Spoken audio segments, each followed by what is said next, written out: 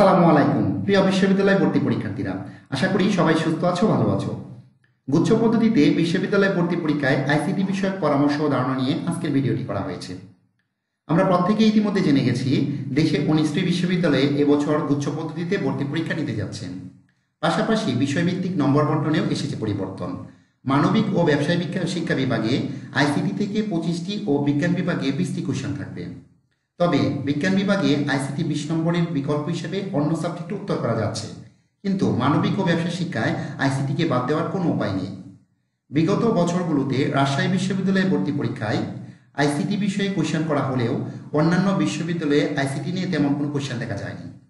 মূলত এই কারণেই কোশ্চেন কেমন হবে, কোন বই পড়তে হবে, দিক নির্দেশনা কী হবে, এগুলো নিয়ে ভর্তি যোদ্ধাদের মধ্যে বিভিন্ন ধরনের সমস্যা দেখা দিয়েছে। তো ভিডিওটি আশা করি তোমাদের এই বিষয়ে সমস্যা সমাধানে সহযোগিতা করবে। ভিডিওটির শেষ অংশে কোন বই পড়তে হবে এই বিষয়ে কিন্তু আলোচনা থাকছে। প্রাথমিকভাবে তোমাদেরকে আশ্বস্ত করা যায়, প্রশ্ন কিন্তু খুব একটা জটিল হবে না। এর মানে হলো তোমরা যে এসএসসিতে আইসিটি যে সিলেবাসটি পড়ে গেছো, এটি যদি পুনরায় নিয়মিতভাবে রিভিশন ঠিকঠাক দিতে পারো, তাহলে এই আইসিটি থেকে 12 নম্বর পাওয়াটা খুব অসম্ভব কিছু হবে না।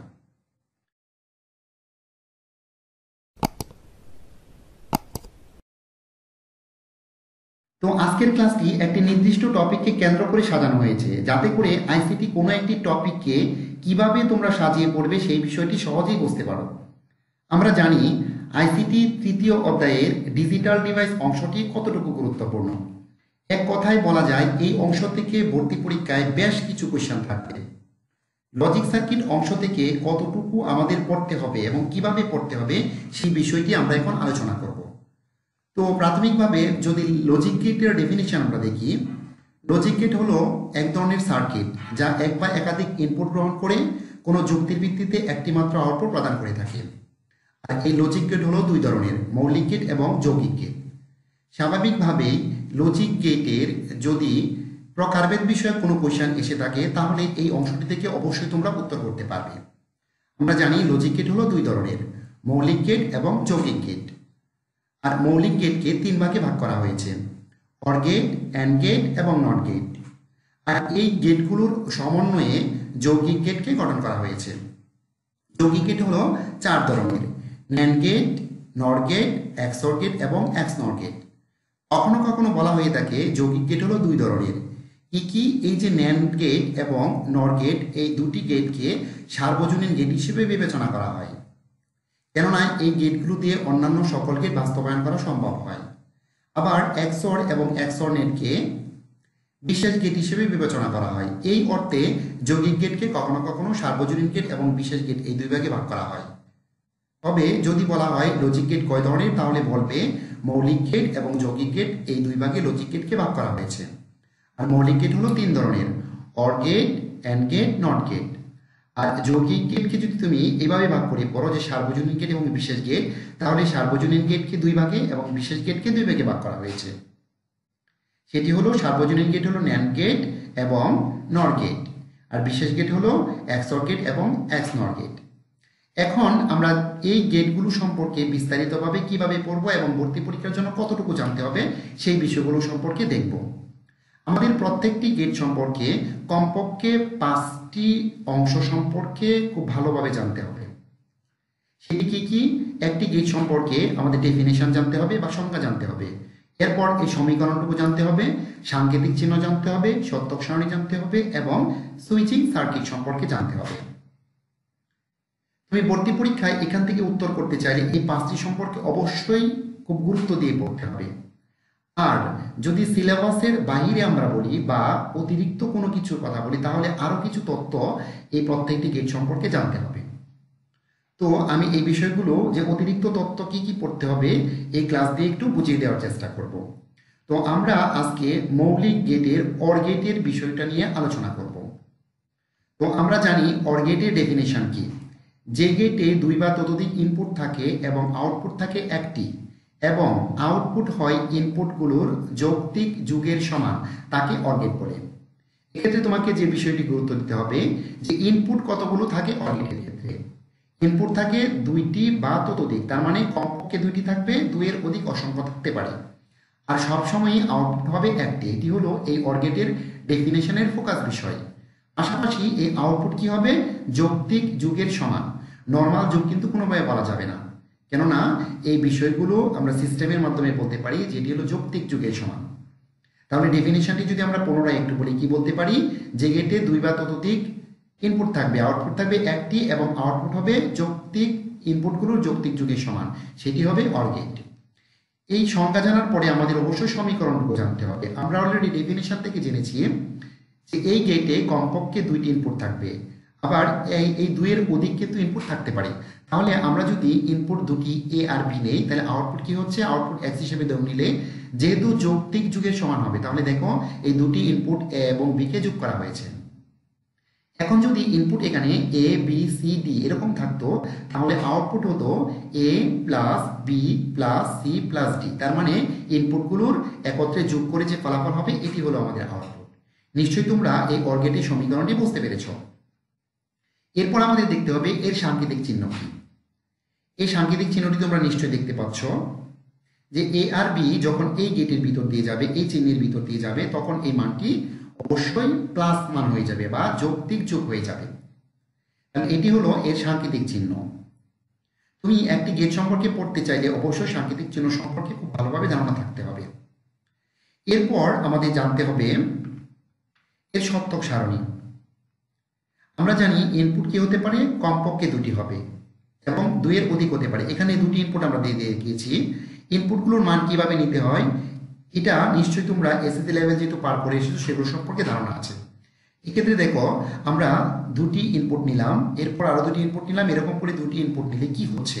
প্রথম দুটি যদি আমরা শূন্য নিই, ফলাফল শূন্য হয়। এরপরে দেখো শূন্য আর এক নিলে ফলাফল এক হয়, এক শূন্য নিলে ফলাফল এক হয়, এক এক নিলে ফলাফল এক হয়।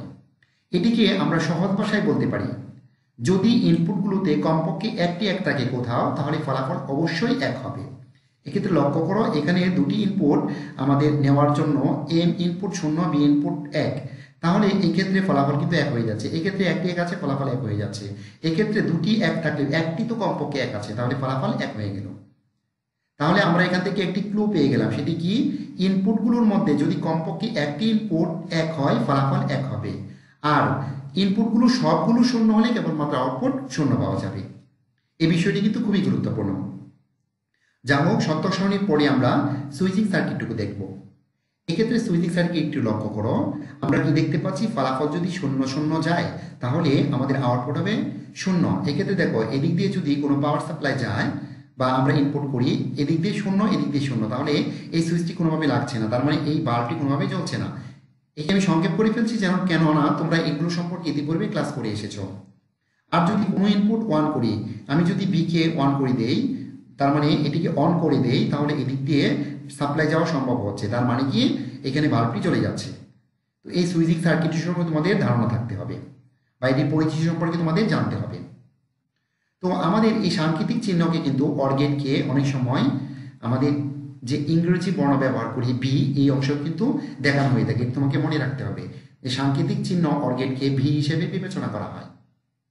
তো এই যে পাঁচটি অংশ এখানে দেখানো হলো, এটি শুধু অর গেটের জন্য নয়, আমাদের যে কয়টি গেট পড়তে হবে প্রত্যেকটি গেটের এই পাঁচটি অংশ সম্পর্কে তোমাকে পরিষ্কার ধারণা থাকতে হবে। আর আমরা বলতে পারি যদি এখান থেকে তোমার পরিষ্কার ধারণা থাকে, তাহলে তুমি এই গেট সংক্রান্ত যতগুলো কোয়েশ্চেন আসবে সবগুলোর উত্তর করা তোমার পক্ষে সম্ভব হবে। আশা করি নিশ্চয়ই তোমরা এই বিষয়টি এখন বুঝতে পেরেছ। আমি আবার পুনরায় রিপিট করে দিচ্ছি যে এটি শুধু অর গেটের জন্য নয়, যতগুলো গেট আছে আমরা এই পাঁচটি বিষয় সম্পর্কে অবশ্যই খুব ভালোভাবে ভর্তি পরীক্ষার জন্য কেন জানতে পারি, আর এগুলো কিন্তু খুব সহজভাবে আমরা বুঝে নিতে পারি। এরপর আমরা দেখব যে প্রত্যেকটি গেট সম্পর্কে অতিরিক্ত কি কি বিষয় সম্পর্কে আমাদের জানতে পারি, বা অর গেট নিয়ে আরো কিছু বিষয় নিয়ে আলোচনা করে দিচ্ছি। তো অর গেট সম্পর্কে কিছু গুরুত্বপূর্ণ তথ্য। প্রথমে আমরা দেখব কমপক্ষে দুইটি ইনপুট থাকবে, অসংখ্য ইনপুট হতে পারে। তো এটি আমরা দেখেছি এবং ইতিপূর্বে কিন্তু এই ক্লাসে আমি বলেছি যে এখানে কমপক্ষে দুটি ইনপুট থাকবে, অসংখ্য ইনপুট হতে পারে, কিন্তু আউটপুট হবে সবসময় একটি। আর আউটপুট হবে ইনপুটগুলো যৌক্তিক যুগের সমান। আমি একটি এক্সাম্পল দিয়ে বুঝিয়ে দিয়েছি, আবার এখানে দিয়েছি দেখো, ABCD হলে আউটপুট হবে এই সবগুলোর যুগের সমান। আর এক্ষেত্রে কি যে কোনো একটি ইনপুট যদি এক হয়, আউটপুট এক হয়ে যায়। আর কেবল সবগুলো ইনপুট শূন্য হলে আউটপুট শূন্য হয়। MCQ কোয়েশ্চেন কিন্তু এখান থেকে এসে থাকে যে লজিক গেটে সবগুলো ইনপুট শূন্য এবং আউটপুট শূন্য হয় সেটি কোন গেট হতে পারে, সেটি অর গেট হতে পারে। সো এই যে এই ধারণাগুলো, এগুলো সম্পর্কে যদি পরিষ্কার ধারণা থাকে, তোমার এখান থেকে যেভাবে ঘুরিয়ে পিছিয়ে কোশ্চেন আসুক না কেন তুমি অবশ্যই উত্তর করতে পারবে। যা হোক, এরপর আরো অতিরিক্ত যে বিষয়গুলো আমাদের জানতে হবে, এগুলো বাজারে যখন অ্যাভেলেবল তোমাদের এই আইসিটি বিষয়ক বই এসে যাবে ভর্তি পরীক্ষার জন্য, তখন তোমরা এগুলোর বিস্তারিত আরো পরিষ্কারভাবে বুঝতে পারবে। অর গেটে ধনাত্মক প্লাস 5 ভোল্টেজকে আমরা লজিক 1 হিসেবে বিবেচনা করব, আবার 0 ভোল্টেজকে লজিক 0 হিসেবে বিবেচনা করব। এটা কিন্তু তোমাকে জানতে হবে। তুমি একটা বিষয় লক্ষ্য করো, আমরা যখন ইন্টারমিডিয়েট সিলেবাসটি কমপ্লিট করেছি আমাদের পরীক্ষার জন্য, তখন কিন্তু অতিরিক্ত অনেক বিষয় পড়তে হয়নি, শুধু আমাদের এই 5টি বিষয় সম্পর্কে ধারণা হলেই হয়ে যেত। তো এখন আমাদের আরো কিছু বিষয় জানতে হবে। তো এরপর দেখো, অটোমেটিক ডিটেক্টরে অর গেট ব্যবহার করা হয়। এরপর আইসি 7432 দিয়ে অর গেট বাস্তবায়ন করা হয়। এই বিষয়গুলো সম্পর্কে তোমাদের ধারণা থাকতে হবে। আমি আবার বলে নিচ্ছি, এগুলো কিন্তু আমাদের ইন্টারমিডিয়েট যে সিলেবাসটি পড়েছি এখান থেকে আরো সম্প্রসারিত কিছু বিষয়। তো বুলিয়ান যুগবিধিতে অর গেট বাস্তবায়ন করা হয়। যখন আমরা পড়েছি ইনপুটগুলো যৌক্তিক যুগের সমান, তখনই কিন্তু বোঝা যায় যে এটি বুলিয়ান যুগবিধিতে কার্যকর হয়। আর অর গেট সার্কিটে সব ইনপুট সমান্তরালে যুক্ত থাকে। তো আশা করি কিভাবে একটি গেট সম্পর্কে তোমাদের কতটুকু পড়তে হবে সেই বিষয়গুলো সম্পর্কে তোমরা পরিষ্কার ধারণা নিতে পেরেছো। তো এরপর আমরা এখন দেখব যে বর্তমান সময়ে বা এই সময়ে আমরা কোন কোন বইগুলো সংগ্রহে রাখতে পারি বা এখন আমরা কোন বইগুলো পড়তে পারি। তো তোমাকে মনে রাখতে হবে যে বোর্ড কর্তৃক কোনো বই যদি প্রবর্তন করে, তাহলে অবশ্যই ওই বোর্ডের বইটি তোমার সবসময় সাথে রাখতে হবে। আমরা জানি চলতি বছরে তথ্য ও যোগাযোগ প্রযুক্তি বই আমাদের বোর্ড কর্তৃক দিয়েছে। এই বইটি অবশ্যই সাথে রাখবে এবং স্বল্প খরচে কিন্তু এই বইটি বাজার থেকে কিনে নেওয়া যায়। আর আমি এখানে আরো একটি বই দেখিয়েছি, সেটি হলো প্রকৌশলী মুজিবুর রহমান স্যারের তথ্য ও যোগাযোগ প্রযুক্তির আমাদের ইন্টারমিডিয়েট সিলেবাসের বইটি। এই বইটি থেকে প্রত্যেকটি অধ্যায়ের পিছনে যে এমসিকিউ গুলো রয়েছে, এই এমসিকিউ গুলো এখন তোমরা স্টাডি করতে পারো যে পর্যন্ত বাজারে কোনো ধরনের বই না আসছে। আমি সবসময় সাজেস্ট করবো আমাদের যে প্রচলিত যে বইগুলো আছে বাজারে, বা আমরা যে বইগুলো ইন্টারমিডিয়েট সিলেবাস কমপ্লিট করার জন্য পড়ে এসেছি, এই বইগুলো আপাতত পড়লেই কিন্তু কমপ্লিট হয়ে যায়। বাজারে যখন বইগুলো অ্যাভেলেবল এসে যাবে, তখন ভালো বই দেখে আমাদের একটি বই কিনে নিতে হবে। আর আগে থেকেই বিভিন্ন চাকরির পরীক্ষা বা বিসিএস এক্সামের জন্য এই ইজি কম্পিউটার এবং তথ্য প্রযুক্তির এই ইজি পাবলিকেশন থেকে একটি বই বাজারে পাওয়া যায়। এই বইটি তোমরা সংগ্রহ রাখতে পারো। এতে করে এমসিকিউ কোয়েশ্চেনটি কিভাবে করা হয় সেই বিষয়গুলো সম্পর্কে তোমরা বুঝে যেতে পারবে খুব সহজেই। আপাতত বই নিয়ে কোনো ধরনের টেনশন করার প্রয়োজন নেই। তোমাদের হাতে বাজারের যে বইটি রয়েছে, এই প্রকৌশলী মুজিবুর রহমান স্যারের যে বইটি দেখিয়েছি, এই বইটি লাগবে এমন কোনো কিছু নয়।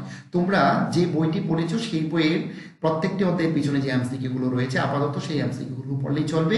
এবং আমি এই যে গেট সংক্রান্ত যে বিষয়গুলো দেখিয়েছি, যে সিলেবাস কতটুকু তোমাকে অন্তর্ভুক্ত সাজিয়ে পড়তে হবে, এই বিষয়গুলো তুমি বুঝে শুনে একটু পড়ে নিতে পারো বা সিলেবাসটি তুমি তোমার মতো করে সাজিয়ে নিতে পারো। তাহলে আশা করি আইসিটি থেকে তুমি অবশ্যই ভর্তি পরীক্ষায় ভালো নাম্বার পেতে পারো। তো আশা করি আজকের ভিডিওটি দেখে তোমরা অবশ্যই উপকৃত হয়েছ। প্রত্যেকেই সুস্থ থাকবে, ভালো থাকবে। আল্লাহ হাফেজ।